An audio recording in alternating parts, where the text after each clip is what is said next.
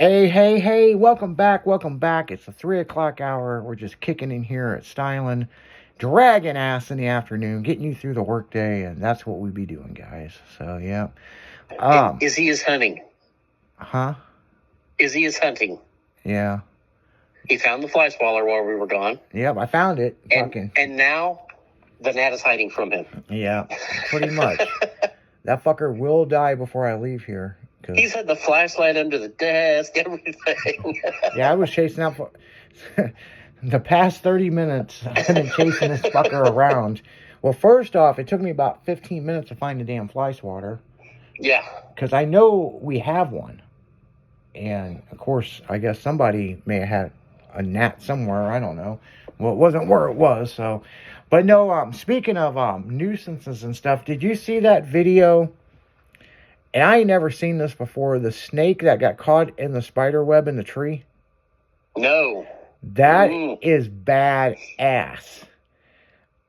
Yeah, I don't. And the girl narrating it is more confused on how the snake got in there. Snakes do climb trees, people. Oh yeah, big time. Yeah. So, but it wasn't a super huge snake. I mean, it was about as big as a garden. It was probably a garden snake, is what it was. But right. Yeah, it got caught up in this nasty ass web, and the snake and the spider went into it.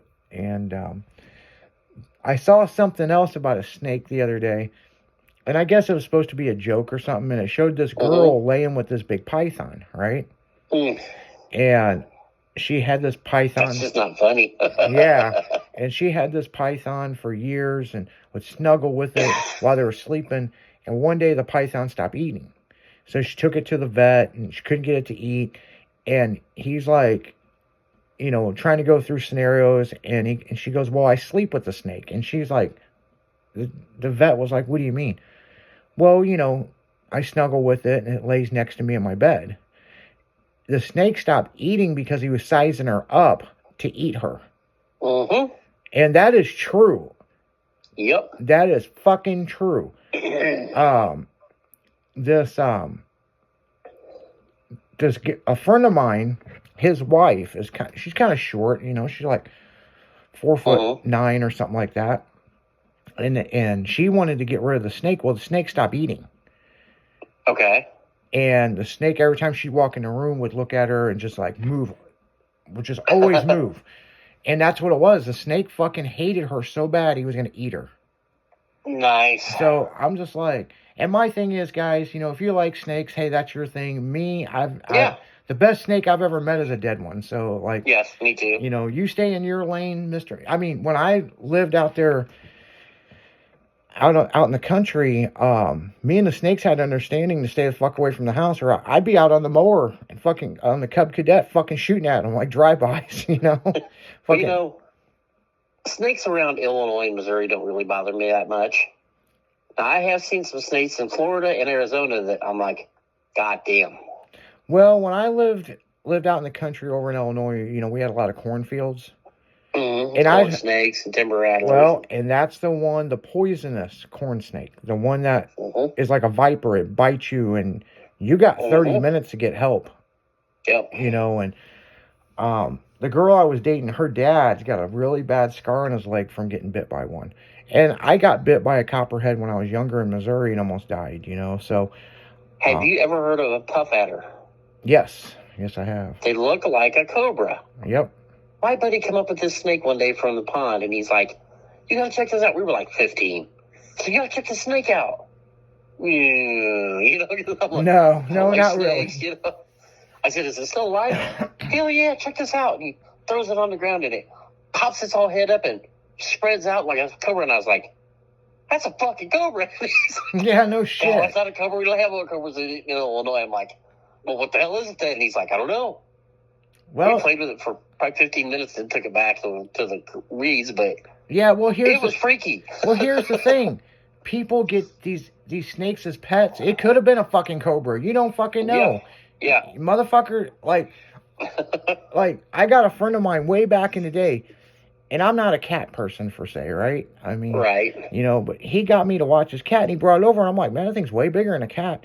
Well, the fucker kept sneaking out in the middle of the night, killing all the neighborhood dogs, and apparently they got a whole squad of people together, and fuck, I ended up going to jail for 2 days over this fucking cat. Oh, shit. And come find out it was a fucking ocelot, which you have to have permits for. Oh, Yep. yeah. They were like, what's your friend's name? Of course, back then I'm like, fuck, I ain't a snitch, blah, blah, blah. Finally, I was like, I know what you're talking about. Yeah, his name's fucking Robert. Yeah. Fucking, and back then we didn't have cell phones, Right. So I was like, page that motherfucker. He figured out it was a fucking police station, and he didn't want to talk to him. Yo. So I was like, I don't give a fuck what you do with the cat. I'm like, fucking let me go. I got a dumb story involving a snake. Oh, yeah? When I first moved out here to where I live now, had never seen a snake out here.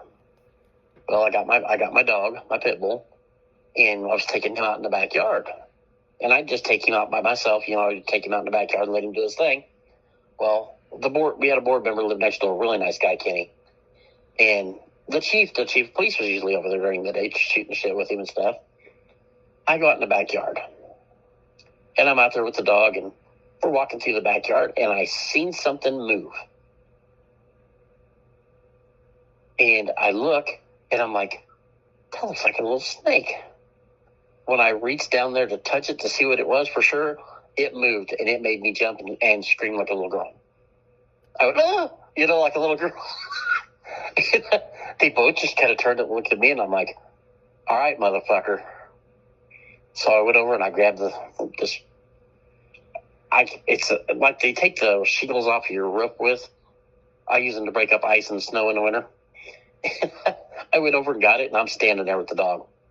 And I'm just waiting to see this thing move again. So I wait about 5 minutes, and there I see it move. I grab it with that thing, and I fling it out in the yard. Well, when I did, it was probably 2 foot long. It was a decent-sized garter snake, big enough that I wasn't going to pick it up by hand. So I reach down, and I whack it with the end of it, and I'm like, okay, it's fucked up now, so I grabbed it by its tail. Well, when I grab by its tail, it's not dead yet. So I'm heading for the ditch with it. And by this point in time, Kenny and the chief of police are both sitting over here staring at me. They're still talking, but they're both watching me. I carry this thing over to the ditch. I toss him down in the ditch. And I was like, step, like 14 times. I'm like, scare me now, motherfucker. And they both started cracking up. Oh, I bet. It's like, asshole. Make me look like a little bitch. 300-pound guy, big old redneck and scared of a little snake. Jesus. Yeah, well, I tell you what, man, we had one out at my lake, and I've told that story before, that it was a big fucking cottonmouth, and Yep. And I was watching people. I went back to my house, and I was watching people. They walk around the lake with earbuds and shit in, Mm-hmm. And this motherfucker tripped over it. Yeah, he fucking flipped out, and next thing I know, fucking animal control was out there, and Oops. And then he got freaked out, and he ran back to his truck and called for backup. Next thing you know, he got like 20 people out there trying to catch this fucking mama snake that's pissed off now.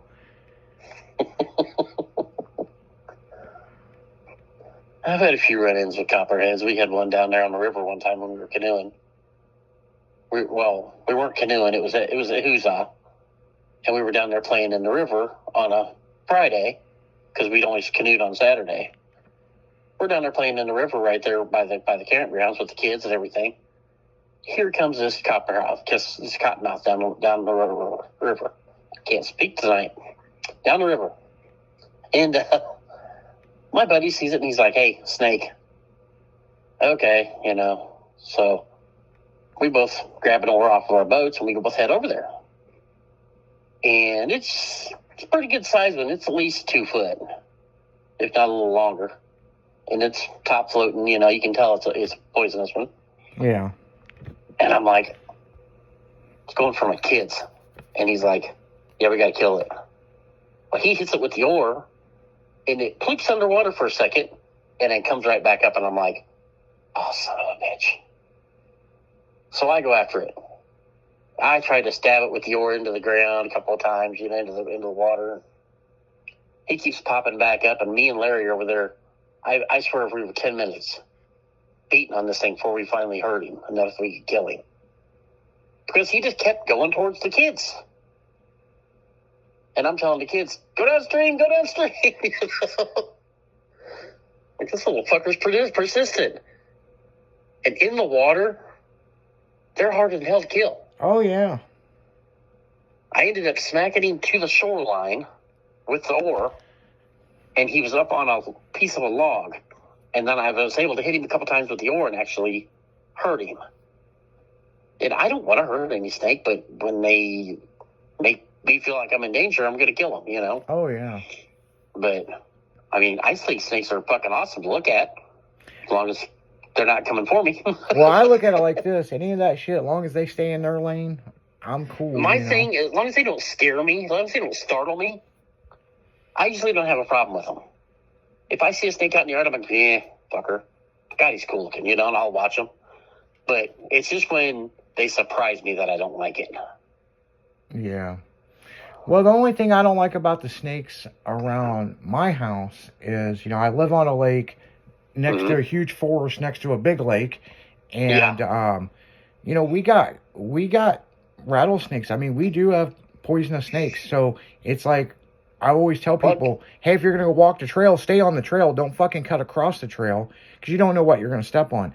But here's my point, is when I walk the pugs, that is one of my biggest fears of one of them seeing a snake and they want to play with it. Yep. And then I got to get involved, I mean, granted, our rattlesnakes aren't very big and they aren't very, very venomous. But they're still a rattlesnake. They still got that goddamn rattle that shakes.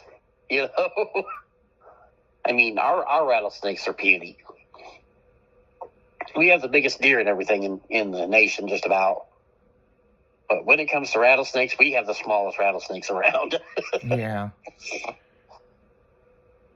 You get a 2.5 foot long rattlesnake. That's a long rattlesnake in Illinois. Oh, yeah. That's a baby in Florida. I mean, a baby.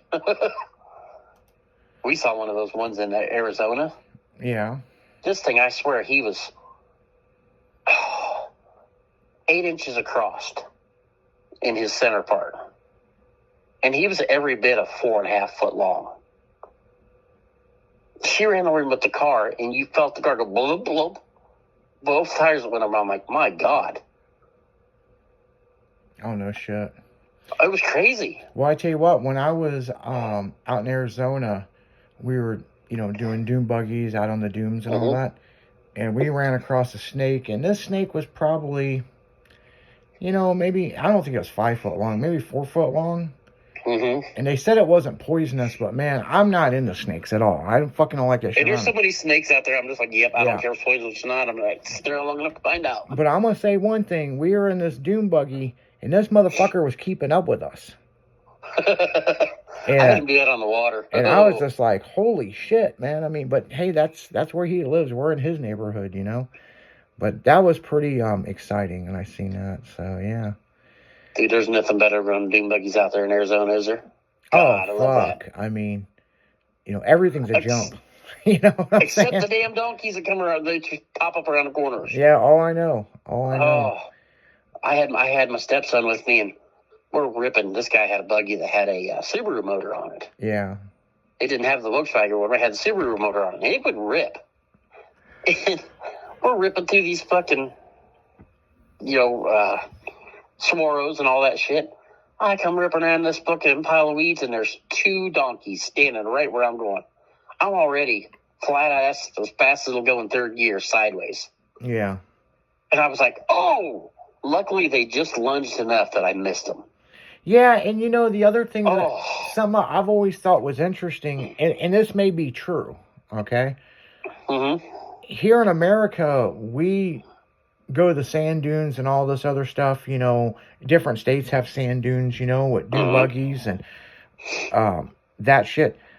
I don't really see those dune buggies like over in a Egypt, Yeah. Yeah, I don't ever see Arabic, maybe they have them and I just never. I do see over in the Arabic countries, they do sand drags and sand climbs. Yeah, with trucks. They must have this shit that we have, I just Yeah. never really seen it or never. Now that I They say have- it, it'll probably pop up on my phone. They have little 2-stroke SUVs that they build for over there. Oh, really? And they'll rip up the sides of these mountains with them. And they're running 10,000 RPMs. They're just screaming up these hills. Yeah, because It's actually pretty cool to watch. I've watched it on YouTube. surely they do dune buggies and shit over there. I mean, I know Oh, that yeah. I know they've got them in Mexico. A I fuck think you go to ton of Brazil, Mexico. they got some of the- Brazil, yeah. You go to like Brazil and places, they got some of the baddest off-road places Oh, yeah. around.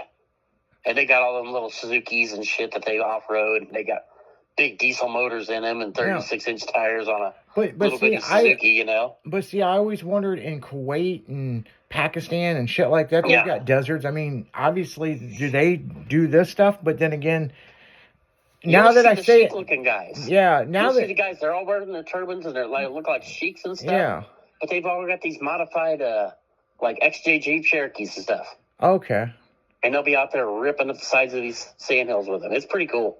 Yeah, because I just never see like the dune buggies and shit over there. And Yeah, you don't see the stuff like we have over here. Yeah, and now that I say it, it'll probably show up in my news feed and be like, oh, blah, blah, blah, you know, so. Oh, you know our phones are listening to us. Oh, yeah. Big Brother's always listening. And on that note, Yep. guys, we're going right back into the music.